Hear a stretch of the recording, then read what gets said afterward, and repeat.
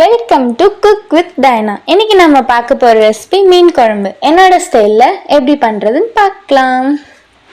அதுக்கு ஃபஸ்ட்டு கடாயில் எண்ணெய் ஊற்றிட்டு கடுகு வெந்தயம் நல்லா பொரிஞ்சதும் சின்ன வெங்காயம் 25 போல் சேர்த்துக்கலாம்.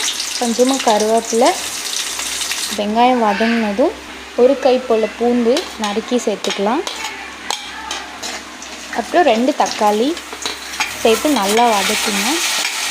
இப்போ நம்ம மசாலாஸ்லாம் ஆட் பண்ணிக்கலாம். தேவையான அளவுக்கு உப்பு ஆட் பண்ணிக்கோங்க.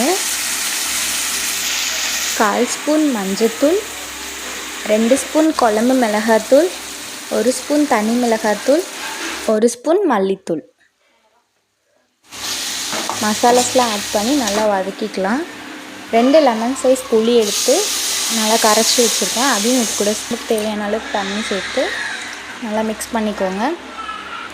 10 மினிட்ஸ் நல்லா ஹை ஃப்ளேமில் நல்லா கொதிக்க வச்சு அதுக்கப்புறம் மீன் ஆட் பண்ணிக்கோங்க.